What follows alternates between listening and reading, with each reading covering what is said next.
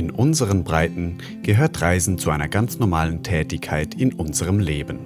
Wir reisen jedes Jahr sehr viel, um uns selbst zu bereichern, denn Reisen lehrt einem das wahre Leben. Und trotzdem sind wir ahnungslos. In diesem Film begebe ich mich auf eine Reise nach Usbekistan, genauso unwissend, wie du es wahrscheinlich bist.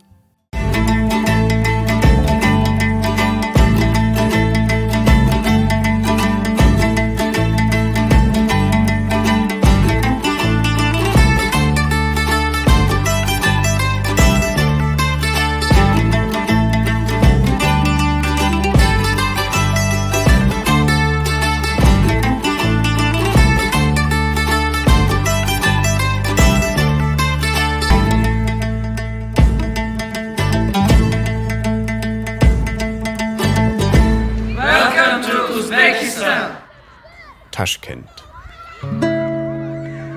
Die Hauptstadt Usbekistans ist das wohl beste Ergebnis, wenn man islamische Geschichte, russischen Kommunismus und Globalisierung miteinander kombiniert.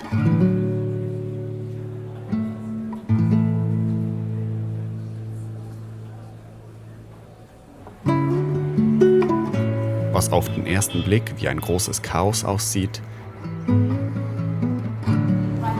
hat in Wahrheit seine Ordnung. Nur halt anders.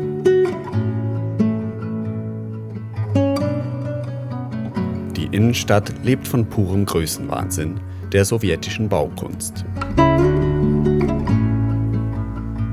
Ein Gebäude größer als das andere. Das meiste wurde 1966 von einem Erdbeben zerstört.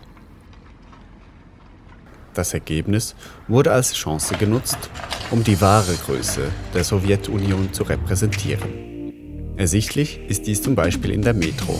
Sie erinnert stark an die Untergrundbahnen in Moskau oder St. Petersburg.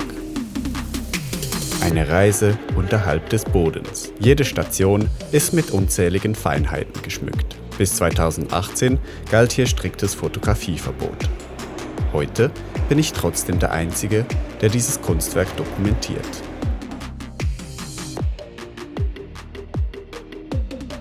Die Bahn bringt mich direkt ins Zentrum, wo sich das Hotel Usbekistan befindet.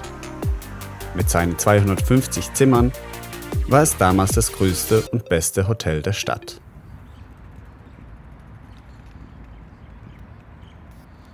Die Parkanlagen sind gut besucht. Die Leute wirken sehr glücklich auf mich. An fast jeder Ecke wird man an frühere Zeiten erinnert. Damals war alles besser, sagt man mir.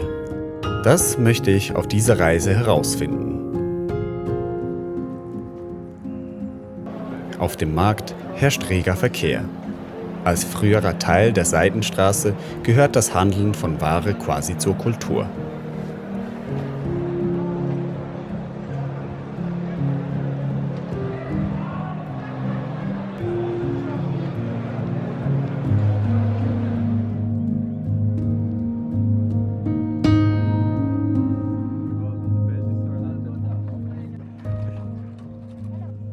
Gegessen wird Plov.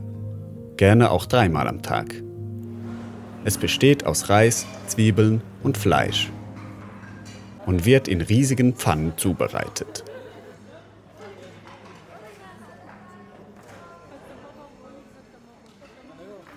Usbekistan ist islamisch geprägt.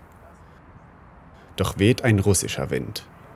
Auf meiner Reise werde ich noch viel trinken.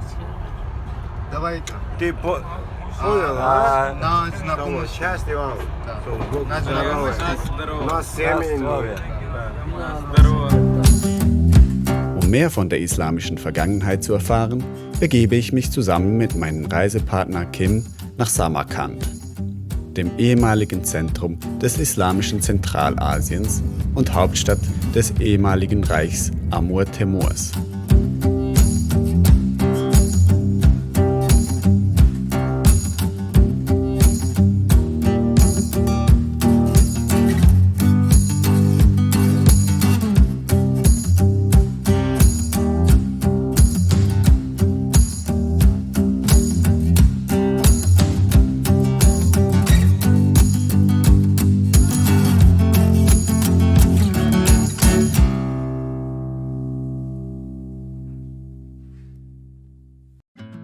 Das einstige Zentrum der islamischen Welt beeindruckt mich durch seine unvorstellbar großen Bauten.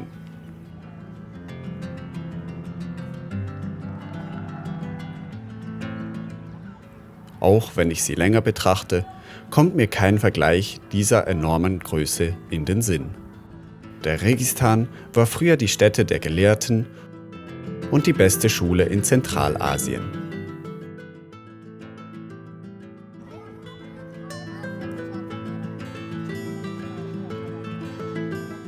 Vielleicht ist es auch dieses Eckige, diese Symmetrie, die mich so sehr begeistert. Oder die Pracht der vielen Mosaike.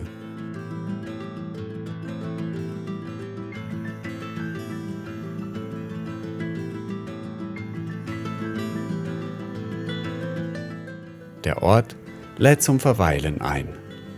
Um mich herum tummelt sich ein Mix aus Touristen und Einheimischen.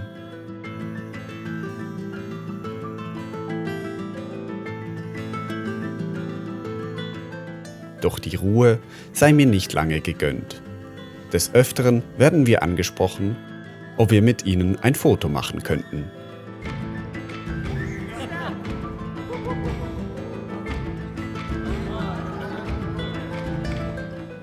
Ganz genau, ein Foto mit ihnen. Es scheint, als sei ich als Europäer eine eigene Attraktion. Dabei begegne ich vielen freundlichen Menschen, deren Gastfreundschaft mich fast misstrauisch macht. Wie kann ein Fremder so freundlich sein? Sie zeigen und erklären mir ausführlich das Innere der Goldenen Moschee.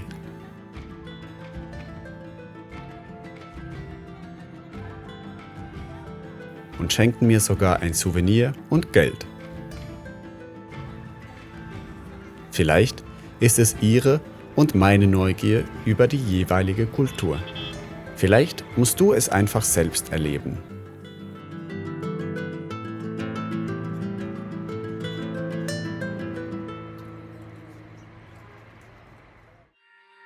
Samarkand hat mehr zu bieten als nur den Registan. Dank der Lage auf der Seidenstraße gehörte es vor 2000 Jahren zu den großen Metropolen der Antike. Viele Herrscher sind in der Zeit einmarschiert, zuletzt Genghis Khan. Dass wir heute noch Bauten der Antike bestaunen dürfen, ist dem Herrscher Amur Temur zu verdanken. Er ließ mit der Zeit alles wieder aufbauen. Auf dem Friedhof angekommen, genieße ich noch einen Blick über die Stadt, doch ich werde weggeschickt. Und so ziehe ich weiter entlang der Seidenstraße.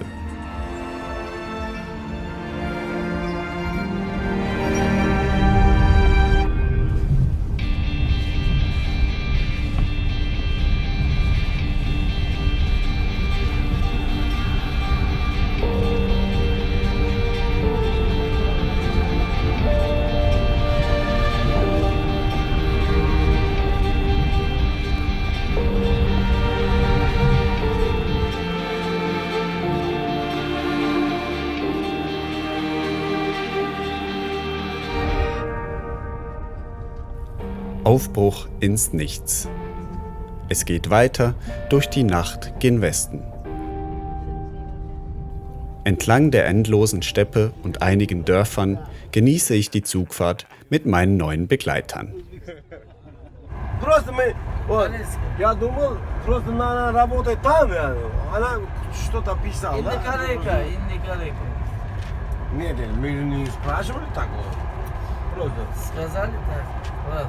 Wir zögern keinen Moment, um uns Khiva, die über 2000 Jahre alte Stadt, anzuschauen.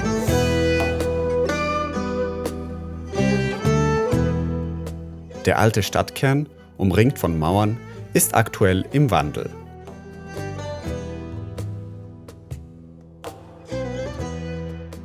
Die Stadt bereitet sich auf einen großen Ansturm von Touristen vor. Noch ist davon nicht viel zu sehen.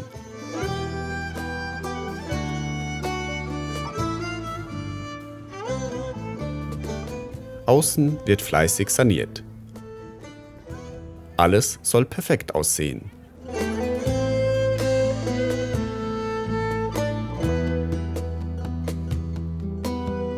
Ein Blick von oben zeigt mir, da ist noch einiges zu tun. Auch ist die historische Altstadt ganz normal bewohnt. Kinder spielen mit Drachen und Bewohner halten sich Kühe oder Kamele vor der Tür. Schon eine Straße weiter steht ein Stand nach dem anderen und versucht, seine Ware an kaufkräftige Touristen zu verkaufen. Es scheint mir, als würden alte Zeiten der Seidenstraße wieder aufblühen.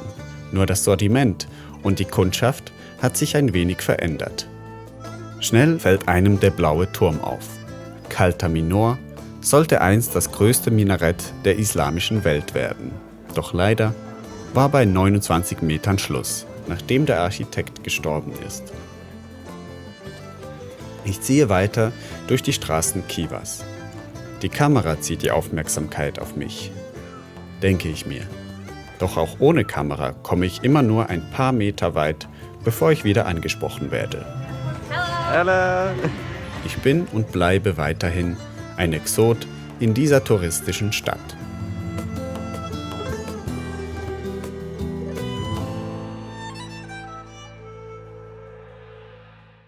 Irgendwann habe ich genug von der freundlichen Aufmerksamkeit, die mir auf den Straßen begegnet, und fahre raus aus der Stadt. Je weiter ich ins Nichts fahre, desto mehr bin ich gespannt, was mich hinter dem Nichts erwartet.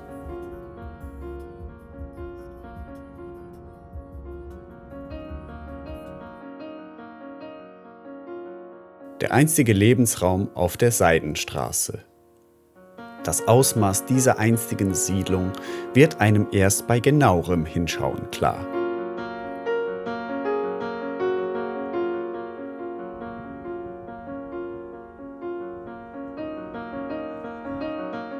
Beim Besuch weiterer Ruinen ist es für mich immer noch nicht verständlich, wie Menschen schon vor 1000 Jahren hier überleben konnten.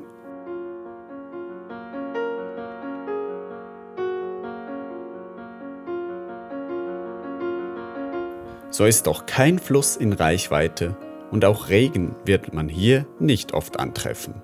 Mit einem Blick in die Ferne frage ich mich, was mich fernab in der Wüste noch erwarten wird.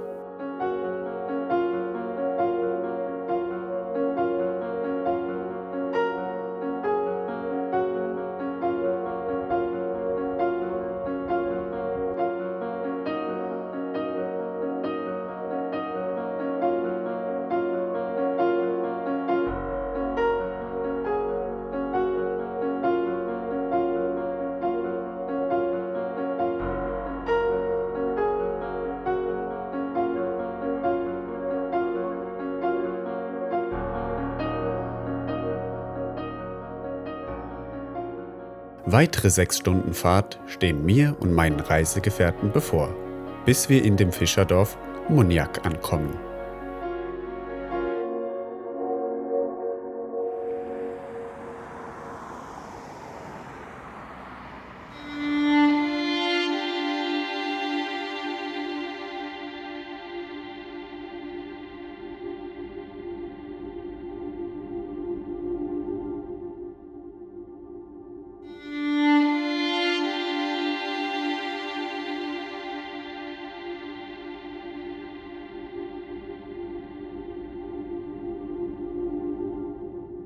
Wo ist das Wasser? Es sieht aus wie ein schlechter Schildbürgerstreich, als hätte jemand die Schiffe in die Wüste transportiert. Für die Bewohner ist es traurige Realität. Hier legt schon lange kein Schiff mehr ab. Fischen war einmal. Nun wird der Ralski, wie ihn die Usbeken nennen, von Kühen und weiteren Landtieren bewohnt.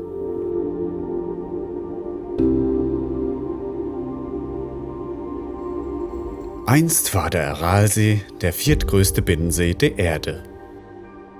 Doch die Gier nach Wasser hat den See immer weiter ausgetrocknet. Die Sowjetunion errichtete in der Region Baumwollplantagen. Heute erinnern die Schiffe an die wohl größte menschliche Naturkatastrophe. Dieser Ort fesselt mich. Ich komme nicht mehr heraus vor Staunen. Wie mag es den Bewohnern jetzt ergehen und wovon leben sie noch?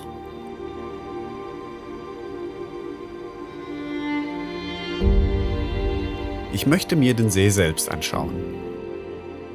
Somit fahren wir weitere 4 Stunden auf dem Grund des Aralsees in der Hoffnung, Wasser zu sichten.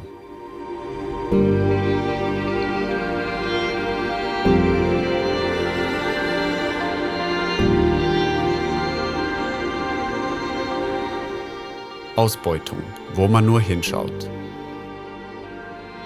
Immer wieder fahren wir an Ölbohrstationen vorbei.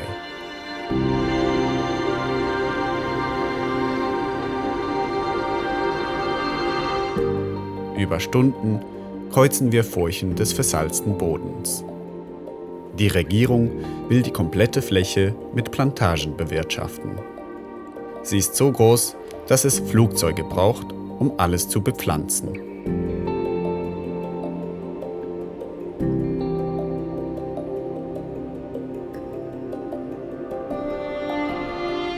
Unvorstellbar. Bis jetzt sieht es so aus, als hätte niemand aus Fehlern gelernt.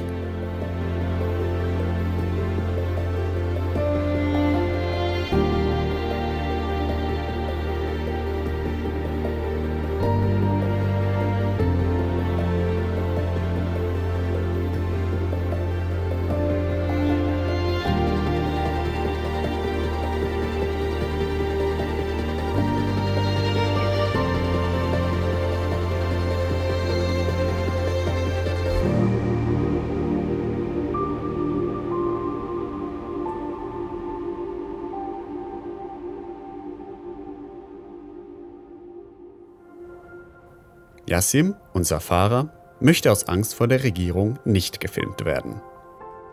Er kann sich noch gut an alte Zeiten erinnern. Damals, als er noch mit seinem Großvater zum Fischen rausgefahren ist. Als er sich mit seinen Dates am Hafen getroffen hat. Doch heute müsse er seine Dates bis hierhin fahren.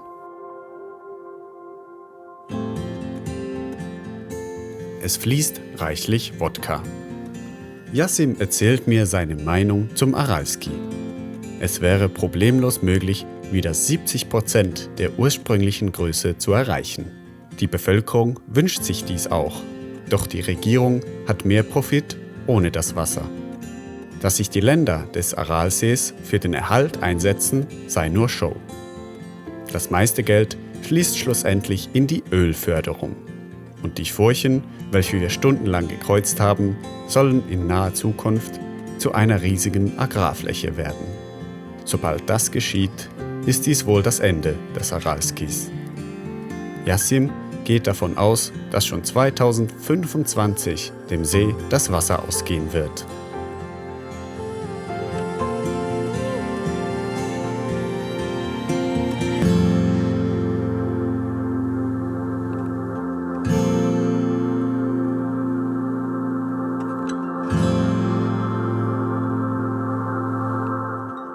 Das Gespräch mit Yassim macht mich nachdenklich. Usbekistan ist vielseitig.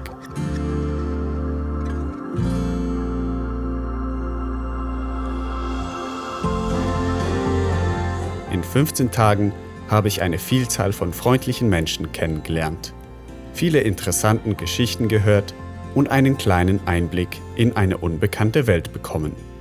Andererseits bekommen Einheimische einen Einblick von mir, dem Europäer. Eine Kultur zu entdecken, von der man vorher noch keine Ahnung hatte, ist ein Abenteuer. Auch wenn nicht alles in Usbekistan gut läuft, so läuft es sehr geordnet, wenn man erst einmal das Chaos verstanden hat. Wer jetzt noch Zweifel hat, der sollte schleunigst googeln, wo Usbekistan liegt und danach selbst eine Reise hierhin bestreben. Denn Reisen bildet und ist ein absolutes Privileg.